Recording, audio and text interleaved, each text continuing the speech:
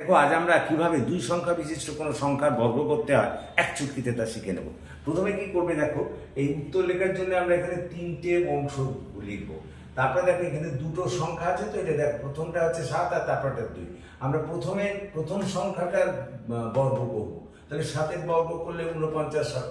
তারপরে শেষেরটা বর্গ করব, তার 2-এর বর্গ করলে 4 হয়। তারপরে এবার দেখো প্রথমটাকে 7কে এখানে 2 দিই, প্রথমটাকে দ্বিতীয় সংখ্যা দ্বারা গুণ করবো, 7 × 2, তাকে আবার 2 দিয়ে গুণ করব, তাহলে হলো 7 4 7 28। এই 28 এখানে লিখলাম। দেখো কিন্তু জেনে রেখে দাও, আমরা কোনো ক্ষেত্রেই এক ডিজিটের বেশি লিখতে পারবো না। তো এখানে তো এক ডিজিট আছে, একটাই রইল 4। তারপরে এখানে 2 ডিজিট আছে, দেখো তাহলে শুধু 8 থাকবে।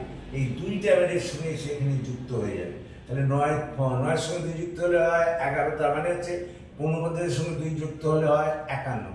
তাহলে দিস ইজ দ্য আনসার। তোমরা আমাকে এগুলো কমেন্ট বক্সে করে দেখো। Thank you for watching.